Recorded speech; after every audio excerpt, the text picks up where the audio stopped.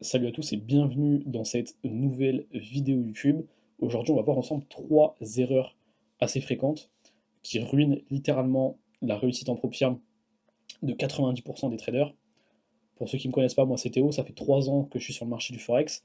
Ça fait maintenant 2 ans que je trade en prop firme. J'ai eu l'occasion de valider des dizaines de challenges, donc je pense être légitime à vous transmettre mes connaissances et mon expérience justement sur ce retour avec les prop firmes. Je vous ai mis juste ici à l'écran un de mes derniers challenges qui a été validé. Donc ici, phase 1 et puis phase 2, j'ai obtenu un financé chez Funding Pips qui a été passé le 24 juin 2025, donc il y a un mois. J'ai validé un dernier challenge il y a quelques jours, mais j'ai pas encore reçu le certificat, donc je vous ai mis ce challenge-ci. Le but de cette vidéo, c'est vraiment que je donne les 3 points pour moi les plus importants. Il y a d'autres choses importantes, mais je vais vous présenter ici les 3 points qui comptent le plus pour moi dans votre réussite en prop firme. Premier point, qui va être choisir la bonne prop firme. Ça peut paraître bête, puisque c'est littéralement la base d'acheter son compte prop firme, mais c'est une erreur que je vois trop fréquemment. La plupart des personnes vont vouloir se diriger vers des prop firmes avec des offres alléchantes. Je sais qu'aujourd'hui, sur le marché des prop firmes, il y a énormément de sociétés, il y a énormément d'offres, et certaines prop firmes dont je tairai le nom vont proposer des challenges parfois à moins 50%, un compte acheté, un compte offert, etc. Mais les gars, on n'est pas à la brocante, on n'est pas en train d'acheter des vêtements ou quoi que ce soit. On est là pour construire un financement, pour avoir un capital chez une société sérieuse avec qui on sait qu'on sera payé, avec qui il y aura une longévité, avec qui on sera là sur le long terme. Ok. Donc déjà, fuyez toutes ces offres un peu farfelues chez les prop firmes et allez chez des prop firmes sérieuses. Ok. Je vous ai mis juste ici à l'écran les 3 prop firmes que je recommande et que j'ai déjà utilisées, donc Funding Pips, FTMO et puis Alpha Capital. Celle que j'utilise le plus actuellement et que je vous recommande, c'est vraiment Funding Pips. Vous avez le lien pour prendre un compte chez eux dans la description, je vous invite à checker, mais pour moi c'est une des meilleures prop firmes actuelles sur le marché, que ce soit en termes de fiabilité pour être payé, que ce soit sur la difficulté des chaînes, etc. C'est vraiment une bonne opportunité. En plus de ça, les prix sont assez corrects chez eux, donc je vous conseille vraiment d'aller chez Funding Pips, et puis peut-être FTMO pour les gros comptes, aller chercher des 100K, 200K pour avoir la max alloc, pourquoi pas. Je vous ai noté juste ici, pour choisir votre bonne prop firme, ce qu'il faut regarder dans un premier temps, ça va être les règles. Ok.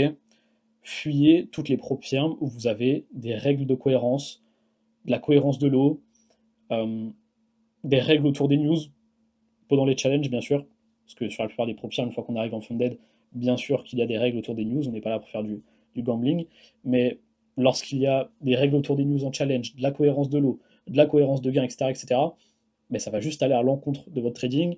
Ce sera compliqué de mettre une stratégie autour en termes de gestion de risque, etc. Donc, allez chez des prop firmes qui ont des règles simples. Ok. Ensuite, un capital adapté à votre trading. Ok. Si vous êtes complètement débutant et que vous arrivez sur vos premiers comptes, que vous avez, je sais pas, 3 000 € de côté et que vous vous envoyez sur un 200K qui coûte 1 000 €, vous allez complètement vriller niveau psychologie et je pense que ça va pas le faire. Donc, choisissez un capital qui est adapté à votre trading et à votre gestion du risque. Ok. Si vous êtes débutant, commencez sur les petits comptes, 5K, 10K et vous irez scale ensuite. Des payouts fiables. Vérifiez que la prop firme a déjà versé des centaines et des centaines de payouts, qu'il n'y a pas de problème là-dessus, qu'il ne refuse pas de payout régulièrement. Donc à ce moment-là, vérifiez les avis, soyez en contact avec des personnes qui ont déjà sorti des payouts chez ces prop firmes-ci, et puis regardez ensuite la longévité. Depuis combien de temps la prop firme est en place? Est-ce qu'elle est là depuis 1 an, 2 ans, 3 ans, plus de 5 ans, etc. Vérifiez s'il y a un historique sur le long terme pour aller chercher des comptes chez eux. Donc voilà pour cette première étape, enfin la première erreur pardon, qui fait échouer certains traders, c'est de choisir la bonne prop firme. Okay, parce que lorsque vous choisissez une mauvaise prop firme, vous n'êtes pas à l'abri d'avoir des mauvaises nouvelles. Okay, d'aller valider votre compte, et puis une fois qu'on a validé phase 1, phase 2, au moment du funded, on sort un petit mail, oui mais la cohérence de l'eau elle n'est pas passée, machin machin, et puis on vous crappe votre compte, et puis vous n'avez plus qu'à recommencer à zéro. Okay, donc faites vraiment attention là où vous choisissez vos comptes. Pareil pour les payouts. On a déjà vu énormément de prop firmes fermer, refuser des payouts, etc. Donc faites attention. Donc voilà, ici, la première étape, c'est de choisir une bonne prop firme. Ensuite, juste ici, pour moi, l'erreur la plus importante et que 80% des traders ont, à chaque fois, toutes les personnes que j'ai en formation dans le groupe privé, vous avez d'ailleurs le lien en description de cette vidéo, mais la plupart des gens que j'ai en coaching, ils ont une mauvaise gestion du risque au départ. Qu'est-ce que j'entends par mauvaise gestion du risque? Ça va être pas de plan au niveau du risque. Okay, donc les gens n'ont pas de plan, ils définissent pas un risque précis en fonction de là où on se situe sur le compte. Est-ce qu'à moins 3% de drawdown, je diminue mon risque? Est-ce qu'à plus 2, je vais réaugmenter, etc. Ils n'ont pas de risque et ils définissent rien du tout à l'avance sur leur gestion du risque. J'en vois beaucoup trop qui vont trader, pareil, le risque trop faible, des gens qui vont risquer 0,25, 0,5% et qui vont mettre littéralement des mois et des mois avant de valider leur compte. En challenge, on ne gagne pas d'argent. Ok, ça, on est d'accord, en challenge, on ne gagne pas d'argent. Et pourtant, notre objectif, c'est d'aller chercher des payouts. Okay, donc, il faut vraiment mettre en place des process qui vont vous permettre de valider vos prop firmes le plus rapidement possible. J'en vois beaucoup qui vont passer 1 mois, 2 mois, 3 mois, 4 mois sur un seul compte pour au final les cramer. Aujourd'hui, avec ma stratégie de gestion du risque, personnellement, mes comptes, je sais qu'en 3 semaines, 1 mois maximum, le compte, il est validé ou il est cramé, mais j'ai fait quelque chose sur mon compte. Et c'est pas grave. On rachète des comptes, on réitère le process, etc., jusqu'à temps que ça passe. Mais rester bloqué sur un même compte pendant 2, 3, 4 mois, c'est juste impossible et il faut vraiment pas faire ça. Au niveau de la gestion du risque, je vous ai noté aussi un nombre max de trades par jour. Il ne faut pas tomber dans l'overtrading avec la gestion du risque. J'en vois beaucoup qui ne se fixent pas de limite, qui vont absolument essayer d'aller chercher leur target d'objectif, donc à 8 ou 10% pour la première phase, et vont mettre beaucoup trop de trades. On n'a pas besoin de trader beaucoup en challenge. Si vous avez une parfaite gestion du risque, que vous êtes sélectif dans vos positions et que vous mettez le risque nécessaire, que ce soit 2-3% de risque, etc., vous avez seulement besoin de 1, 2, 3 positions grand maximum par semaine. Ok? Donc, la gestion du risque, c'est vraiment quelque chose d'extrêmement important. Il vous faut un plan, il faut définir absolument toute la gestion du risque que vous allez mettre en place au fur et à mesure de votre challenge, phase 1, phase 2, etc. Il ne faut pas avoir de risque trop faible, parce qu'on n'est pas là pour y passer 6 mois, et puis faire attention à votre nombre de trades. Je vous ai mis juste ici un petit récap, un tableau du risque reward avec le win rate. Vous voyez juste ici, moi, personnellement, avec ma stratégie, mon plan de trading que j'ai, je sais que je suis entre 50 et 60% de win rate avec des RR entre 1 pour 2 et 1 pour 3. Si je sais que je gagne entre 50 et 60% du temps, il faut que je mette du risque. Si vous avez aussi ces win rates là, j'en vois beaucoup qui ont des 50% de win rate et qui pourtant risquent du 0,25 par trade. Les gars, vous validez un trade sur 2. Mettez votre risque sur les positions et vous verrez que ça se passera beaucoup mieux sur votre challenge. Donc, vraiment, cette erreur-là de gestion du risque, elle est absolument à corriger si vous voulez step up en prop firm. Vous avez beau avoir la meilleure stratégie possible, si vous ne savez pas gérer un compte, si vous n'avez pas une bonne gestion du risque, vous allez vous cramer, c'est sûr et certain à 100%. Donc voilà pour cette deuxième erreur sur la gestion du risque. Et la troisième erreur pour moi, qui va être la psychologie, la gestion de notre psychologie.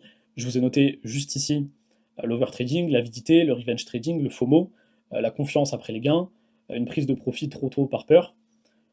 Je suis sûr que la plupart d'entre vous, vous avez tradé en démo avant d'arriver en challenge, tout se passait bien, et une fois qu'on arrive sur des comptes financés, bizarrement, ça se passe plus comme il faut.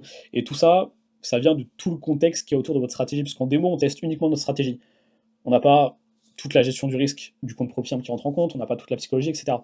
Et arriver sur des comptes réels, sur des comptes financés, la psychologie va vous faire faute, c'est sûr et certain, sur les premiers comptes, il y a toujours des problèmes de psychologie. Et souvent, tous ces soucis de psychologie, l'overtrading, l'avidité, la FOMO, etc., ça vient d'un manque de routine, je vous ai mis juste ici, un manque de routine ni de journal. Ok? Pareil, le journal de trading, c'est la base, ça peut paraître bête, mais aujourd'hui, il y en a trop peu d'entre vous qui savent tenir correctement un journal de trading. Si vous voulez vous sentir bien psychologiquement, il faut que vous soyez capable de journaler toutes vos positions pour pouvoir noter vos erreurs, les améliorer. Pareil, il faut que vous ayez une checklist. Okay, tous les jours, on valide chaque étape. Est-ce que mon analyse de biais a été faite? Est-ce que mon risque est posé, etc. Avoir une checklist avant de rentrer en position, ça va énormément aider et ça va vous donner confiance, en tout cas, dans votre psychologie. Okay, donc, voilà tous les points psychologiques qu'il faut essayer de régler pour vraiment améliorer votre qualité de trading en challenge et essayer de les passer pas le plus vite possible, mais de la meilleure des façons. Ok? Donc voilà pour ces 3 points. Donc la psychologie, la gestion du risque, et puis une erreur assez fréquente qui est de choisir la bonne prop firm. On va tout de suite aller faire un petit tour. Je tenais à vous présenter les résultats qu'on peut avoir dans le groupe privé. Je vous mets les résultats juste ici, sur ces dernières semaines, en appliquant toutes ces règles-là, okay, en allant chez la bonne prop firm, en ayant une parfaite gestion du risque et en ayant une bonne psychologie, puisque c'est ce que je transmets au quotidien toute mon expérience, je la donne à mes membres tous les jours. Et grâce à ça, et grâce à mon plan de trading, grâce à ma stratégie, aujourd'hui, on arrive à avoir des élèves qui valident très régulièrement des profs firmes. On a ici Malik qui a passé sa phase 1 et sa phase 2 en moins de 2 semaines, il me semble. Et c'était un compte à 25 000 $. Donc il a aujourd'hui 25 000 $ sous gestion. C'est sur ce compte qu'il va pouvoir tout simplement sortir du bénéfice. On a Brice, phase 2 passé aussi, qui a eu un nouveau compte financier. Il semble que c'est aussi un 25 000 $. Phase 1 ici passé pour Titouan. Ici, phase 1 passé pour Rumi sur un petit compte à 5 000 $. Donc voilà, en appliquant, pareil pour Rumi, je le précise aussi, ça a été passé en quelques semaines, en appliquant vraiment une bonne psychologie, une bonne gestion du risque, un plan qui est parfaitement adapté à tout le contexte, c'est beaucoup plus simple d'aller chercher des validations. Donc voilà, si ça t'intéresse de découvrir davantage de choses, que ce soit sur ma stratégie, sur la psychologie, sur la gestion du risque, je t'invite à aller checker les liens qui sont en description. Tu auras le lien Discord pour rejoindre la communauté privée. Je t'invite à aller faire un tour, sinon à m'envoyer un message directement en DM par Insta pour avoir un petit peu plus d'informations. En tout cas, j'espère que j'aurai été assez clair sur ces 3 erreurs que commettent la plupart des traders en profit. Et puis, je vous dis à une prochaine vidéo.